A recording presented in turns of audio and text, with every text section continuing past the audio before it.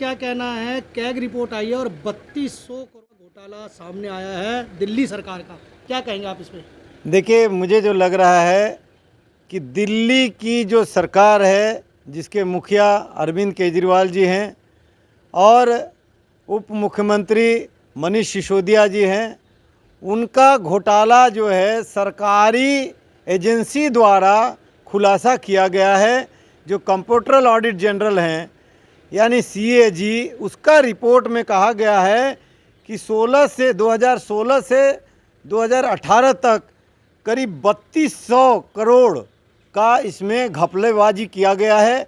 जो गरीब मज़दूरों का, जो असंगठित मज़दूरों का वेलफेयर के लिए, उनके हितों की रक्षा के लिए इसमें इस्तेमाल होता, वो पैसा सीधे तौर पर ये उनके आम आदमी पार्टी के कार्यकर्ताओं के जेब में डाला गया और जो मज़दूरों के हितों की रक्षा करने के लिए करनी थी, वो पैसा कहीं ना कहीं एडवर्टाइजमेंट एजेंसीज़ को गया, गलत तरीके से उसका इस्तेमाल हुआ और इसका सीधा सीधा नुकसान हमारे जो गरीब मज़दूर हैं, जो प्रवासी मज़दूर हैं, जिनको केजरीवाल साहब ने जब कोरोना का लॉकडाउन शुरू हुआ तो उनको वेलफेयर करने के जगह पे उनको बहुत बुरी तरह से डरा करके भागने के लिए मजबूर किया।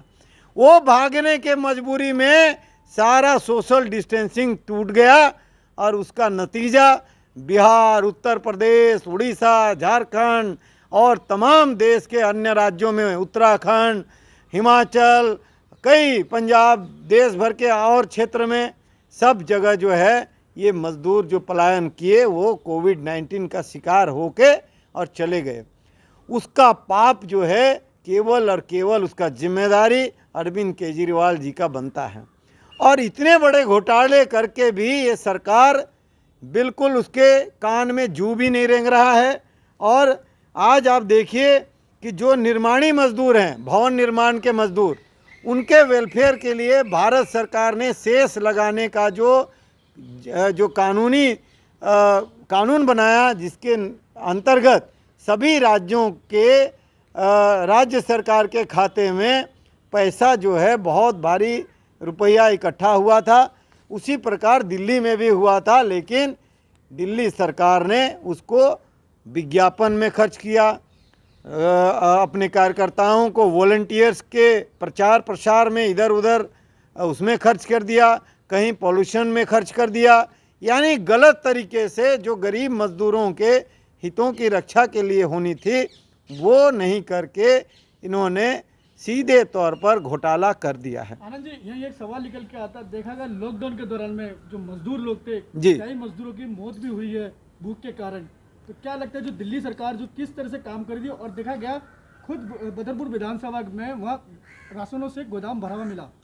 बिल्कुल सही बात है, इन्होंने राशन वितरण में भी घोटाला किया है, उसकी भी जांच चल रही है। दूसरी बात, आपने कहा जो मजदूर मर गए, यहाँ तक कि जो सफाई मजदूर, आपको सबसे बड़ा पाप तो उसमें लग रहा है जो वाल्मीकि समाज के विशेष रूप से जिनको इन्होंने वादा किया था कि हम 1 करोड़ रुपया देंगे, आज हमारे वाल्मीकि समाज के जो हमारे जो और विभिन्न समाज के जो सफाई के कार्य में देवता का काम कर रहे हैं, उन देवताओं को भी नहीं छोड़ा। उसका भी पाप इसके ऊपर चढ़ रहा है। और गरीब मज़दूरों का हक जो मारता है उसको भगवान भी नहीं बचा सकते हैं। और ये पाप करते करते केजरीवाल जी आज इनका पाप का घड़ा भर गया है। मुझे लगता है इनको जेल जाना होगा। इसके लिए मैंने चुनाव से पहले ही कहा था ये इतना बड़ा झूठा है, इतना बड़ा धोखेबाज हैं और इतने बड़ा पाप कर रहे हैं। जिस प्रकार से सब प्रकार का जो घोटाले करते जा रहे हैं, मुझे लगता है इसका सज़ा ज़रूर मिलेगा। ये जेल जाएंगे। इनका पूरा टोली, अली बाबा 40 चोर जो कहावत है, उस प्रकार से ये इनका जो कुनबा है वो बहुत बड़ा ठगों का गिरोह है। और इससे देश की जनता जो दिल्ली में है वो भी सावधान रहे, देश की जनता भी सावधान रहे। और मैं तो कहूँगा कि अगर दिल्ली में भारत सरकार, आदरणीय प्रधानमंत्री नरेंद्र मोदी जी नहीं होते और गृह मंत्री श्री अमित शाह जी नहीं होते और भारत के विश्व के सबसे बड़े पार्टी के मुखिया जगत प्रकाश नड्डा जी नहीं होते तो दिल्ली का हालत और ही महाबदतर नरकीय जिंदगी होने वाला था। क्योंकि लेकिन सर श्री अमित शाह जी, आप सोचिए, केजरीवाल ही लूट रहे हैं। वो झूठा आदमी है, झूठ प्रचार करता है, पूरा देश को पता चल चुका है। आज आईटीबीपी, उसको पता नहीं होगा कि आईटीबीपी का फुल फॉर्म क्या है।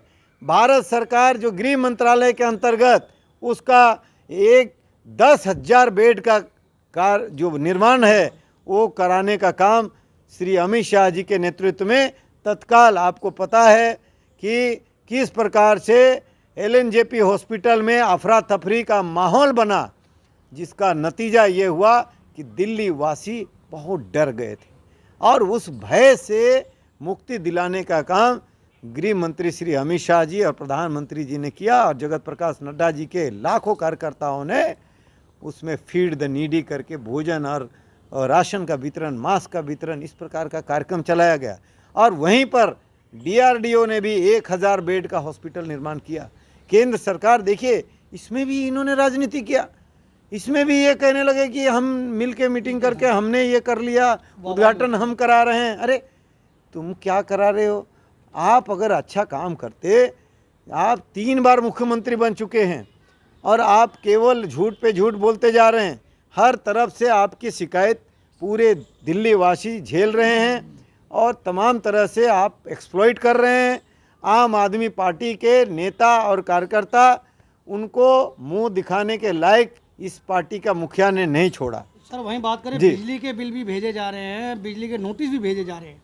देखिए, बिजली और पानी के भी बिल भेज रहे हैं और जिसके बिल नहीं दे रहे हैं जो लोग, क्योंकि फ्री का जो चस्का लगा था उनका बिजली भी कट किया जा रहा है और दिल्ली में बिजली का कटौती भी शुरू होने वाला है बहुत जल्दी, और ज़्यादा वैसे भी हो चुका है।